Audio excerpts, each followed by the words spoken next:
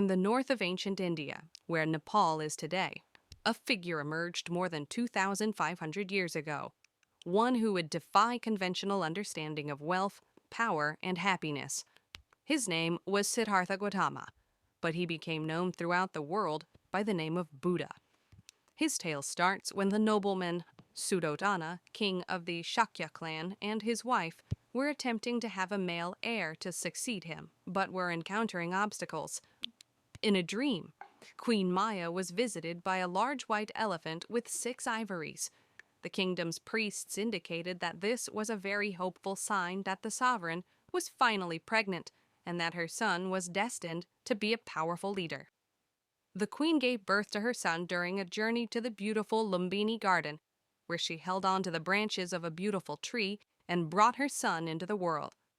The infant was extremely beautiful, and a glowing aura seemed to surround him, proving that he was certainly a special child. A wise sage known as Asita was summoned to meet the baby, and he burst into tears when he saw the child. When he was asked to explain why he was weeping, he said that it was because the prince was meant to attain the true liberation that the sage had been seeking all his life. However, the guru would be dead by the time Siddhartha reached his destiny, and so he would not have the opportunity to find the answers he had been looking for. Asita also explained to the king that the child would not be the heir he so desired to take his place on the throne when his time came. He would leave the palace in search of the truth. The small prince Siddhartha Gautama was raised entirely away from the outside world, as his father feared that the call of destiny would take his son away from his kingdom.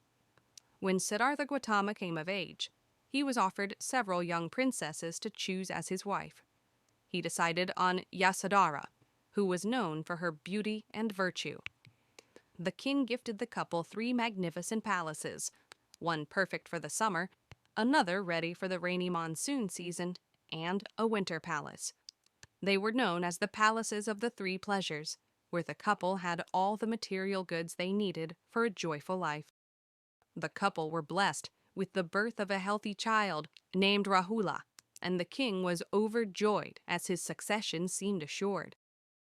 The king finally allowed his son to step outside the walls of his palace to see the kingdom that he would rule in the future.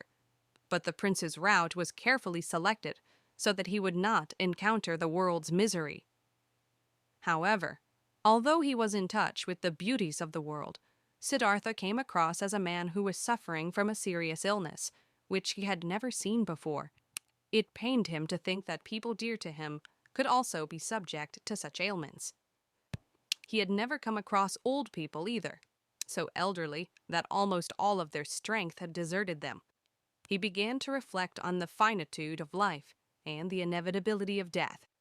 Siddhartha Gautama was anguished as he could not understand how people could cope with the possibility of death, which was always lurking around the corner.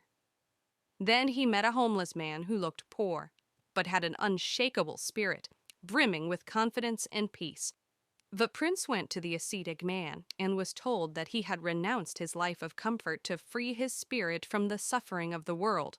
Upon returning to the palace, Prince Siddhartha kept thinking about the ascetic's words, and suddenly his destiny was revealed to him. He had to give up all that life of luxury and pleasure and embark on a spiritual quest. In the silence of the night, Siddhartha Gautama, hiding from his father, fled to start his mission of self-knowledge.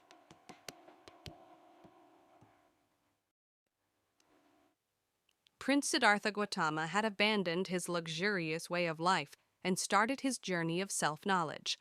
His first step was to get rid of all the items that bound him to royalty. He shaved off his beautiful long hair, which he cherished so much, but which was nothing more than a symbol of vanity. Siddhartha also traded in his silk robes for simple garments, just like those of the people who lived in the forest.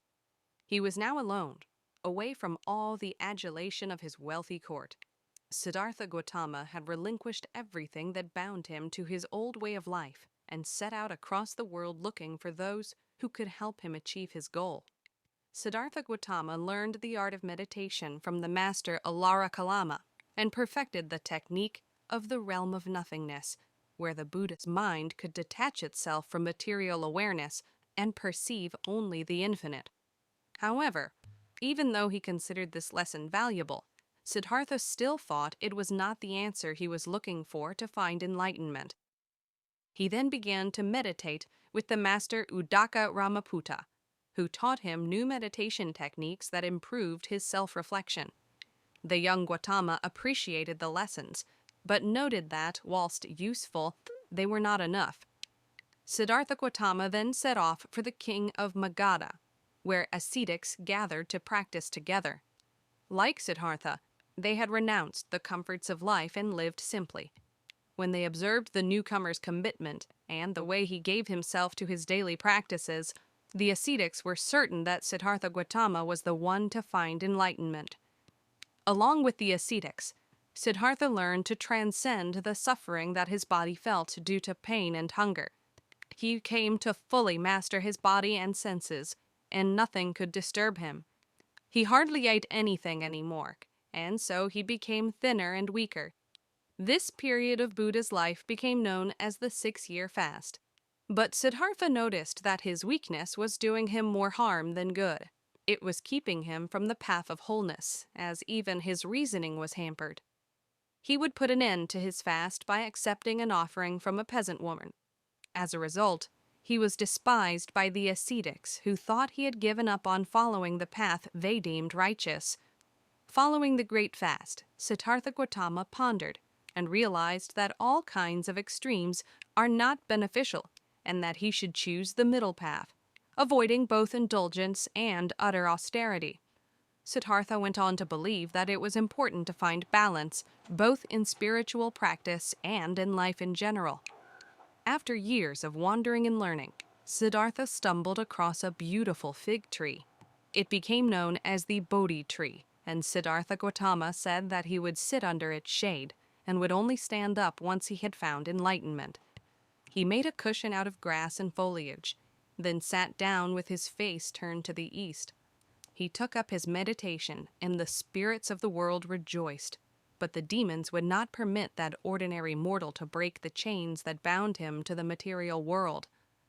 Mara, the demon of desire and deceit, emerged to divert Siddhartha from his goal.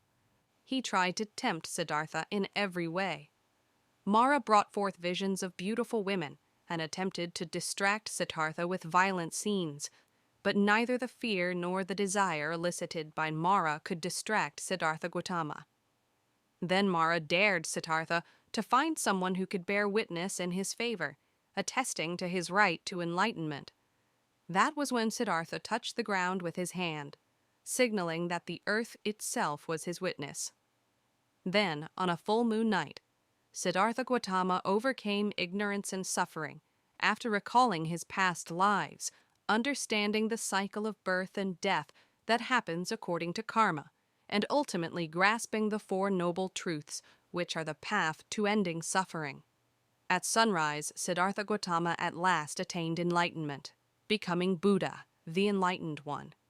He would arise from his meditation fully awake. Buddha had fully understood the nature of reality, the root cause of suffering, and the path to liberation. He remained under the tree for another 7 weeks, absorbing and contemplating the profundity of his experience. After attaining nirvana, Buddha chose to share his knowledge with the world and began to wander around spreading his teachings. After Siddhartha Gautama had reached enlightenment, now as Buddha, he established the goal of helping others through his teachings so that they could find their way out of suffering. Buddha knew that most people were not prepared to receive such knowledge and pass it on. He looked for those who were better suited to accept his teachings, and then recalled his fellow ascetics. They initially met him with suspicion, believing that he had given up his mission when he stopped fasting. However, they soon realized that the man standing in front of them was no longer the same. He exuded a peaceful energy, filled with love and compassion. The main subject of Buddha's teachings was the 4 great truths, which have become one of the key themes in the practice of Buddhism. The first is dukkha, the truth of suffering. It asserts that life is inherently dissatisfying and painful. This does not mean that life is only suffering, but rather that all conditional aspects of existence have an unsatisfactory nature. This encompasses the suffering from pain, sickness, and death, but also refers to the more subtle suffering of impermanence and the inherent unfulfillment of existence. The second truth is the samudaya, the origin of suffering. This identifies the cause of suffering as desire or attachment. The Buddha taught that suffering comes from our unquenchable craving for pleasure, existence, and non-existence. This yearning is rooted in ignorance. It is when there is a misunderstanding or ignorance about the true nature of reality, especially its impermanent nature. The third truth is nirodha, the cessation of suffering. It declares that suffering can be stopped. That is achieved through nirvana, which is a state of ultimate and complete liberation from suffering. Nirvana is not a place, but rather a state of being or accomplishment that is beyond the constraints of conditioned existence. It represents the end of attachment, hatred, and ignorance. The fourth and final truth is magga, the way to the cessation of suffering. It presents the means for ending suffering.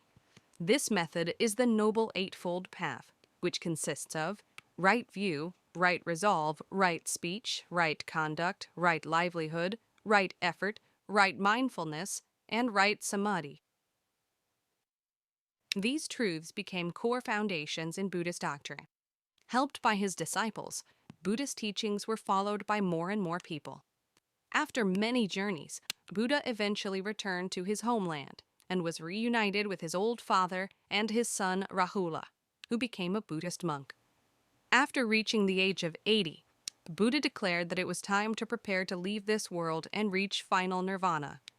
He lay down between two flowering trees, gave his last instructions, and began a deep meditation, entering nirvana for the last time.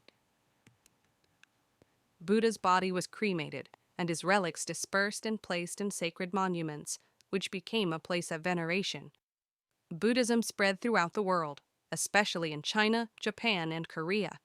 Several Buddhist schools and traditions of practice sprang up, but all of them followed the foundations and lessons taught by Buddha, who revealed to the world the path for those seeking enlightenment.